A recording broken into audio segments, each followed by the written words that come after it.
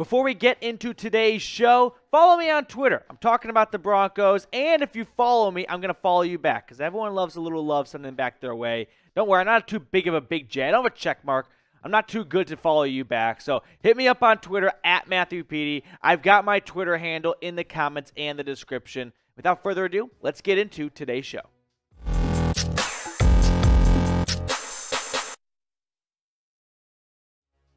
Welcome into the Broncos Breakdown. I'm your host, Matthew Peterson, and we got a mailbag coming your way.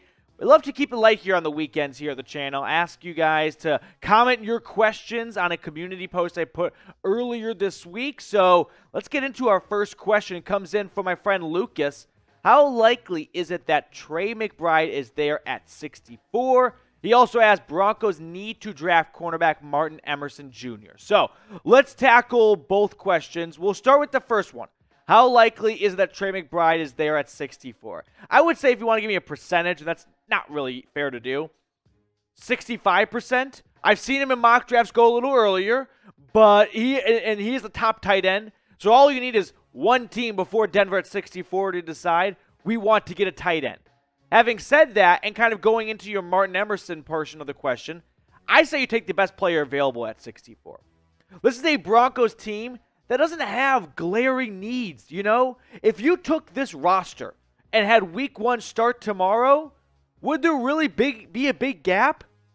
No. I mean, I've talked about drafting an offensive tackle, but they can make do with Billy Turner or Calvin Anderson. Is it ideal? No. You can make do with having a rotation of Bradley Chubb, Randy Gregory, and Malik Reed. Do I want a younger guy in there with Chubb entering the last year of his contract? Yes. But you take the best player.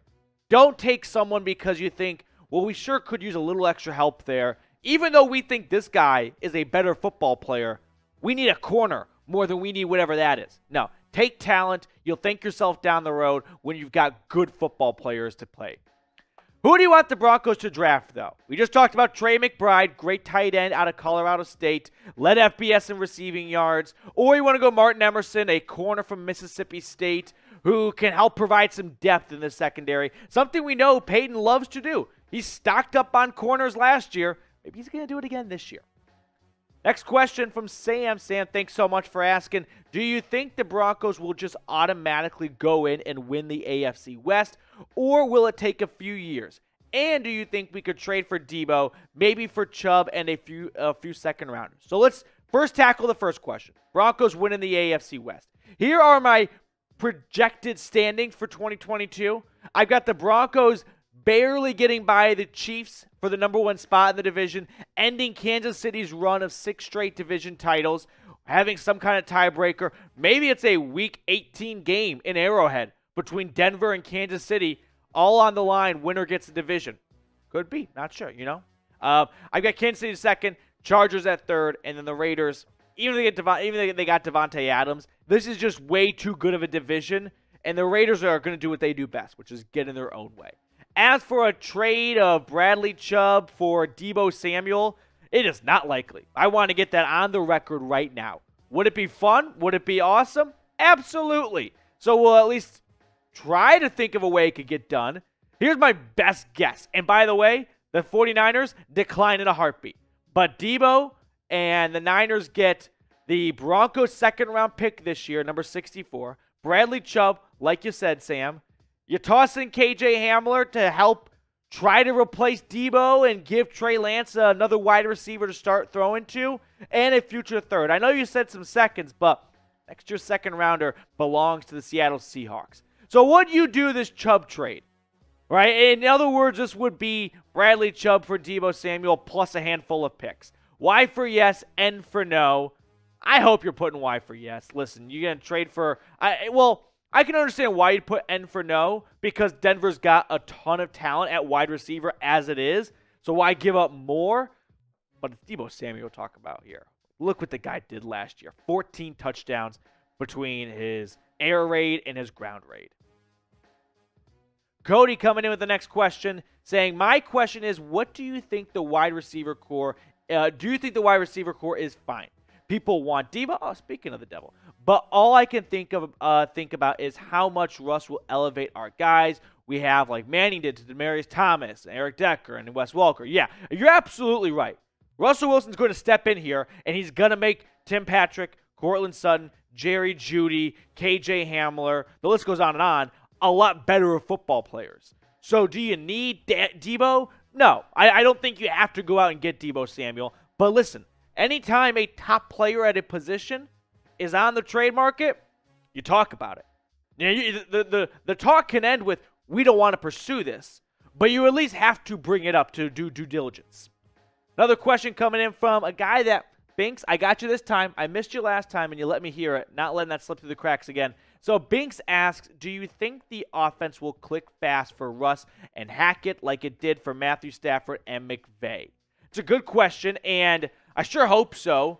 They don't have any history, Russell Wilson and Nathaniel Hackett. Now, neither did Stafford or McVay, but did it really click all that fast for Stafford and McVay, or did it click fast for Stafford and Cooper Kupp because they got together at 3 a.m. every morning to throw footballs and have breakfast? So I hope so. I hope that Nathaniel Hackett will let Russ cook.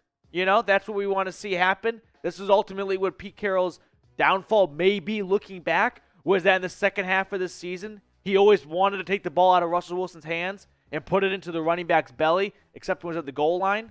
But I sure hope to see that happen. I'd also love to see you subscribe to the channel if you haven't already, because the draft is less than a week away.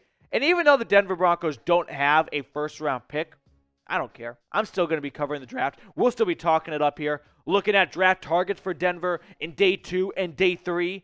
Because the Broncos, let's be honest, don't have a phenomenal track record of first-round picks anyway. I mean, they've had some hits, don't get me wrong. But day 2, they clean up. So I would just skip to the good part. Next question from my friend Brock Porter asking, should we draft a defensive tackle? Since we're talking about the draft. Yeah. So, Brock, let's take a look at, because you're on the right train of thought of, you trade away Shelby Harris, you sign DJ Jones, and you've already got good depth there with Draymond Jones and Najim, and, you know, it's not a glaring need, but still, you want to, you know, pump up the trenches. When in doubt in the draft, add some trench depth right there, because you always see linemen go down. Now, here are some defensive tackle targets. I don't think Denver goes DT with that 64 pick.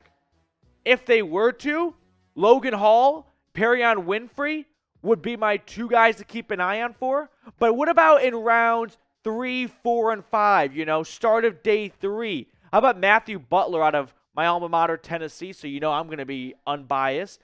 Fedarian Mathis out of Alabama, and Neil Farrell Jr., the last one out of LSU. That's a big sleeper. We've talked about him on the show. I like Butler a lot, though. He's got a great ability to read the offensive line, find the gap, and use his explosiveness to get into the backfield and take down the running back. None of these guys offer a ton of pass support, but that's not really what you're looking for when you're trying to draft a 1 or a 3 technique. So those are some defensive tackles just to keep an eye on as we get closer to the 3rd day of the NFL draft. Michael Polt asking our next question. Does Pokey, what's it, Polt? Yeah, okay. Producer Jeff is just, you know, he's a Mavs fan. He's freaking out. Does Pookie get over 1,000 yards, 1,200 yards, or not even break 1,000? So he's talking about Javonte Williams here. That's his old nickname from his days at UNC. Let's at least go back in time a little bit before I give my prediction of how many, you know, what to expect from Williams in 2022. Last year, he came up just shy of 8,000 yards, and pretty impressive stuff for him to get there when he was in tandem with Melvin Gordon. I think Javonte Williams this year, a little over 1,200 yards. You put the measuring stick at 1,000. I'll give him 1,250, because this year he doesn't have Melvin Gordon, most likely stealing about 55% of the carries, and 9 touchdowns, a little more double than what he had in his rookie season.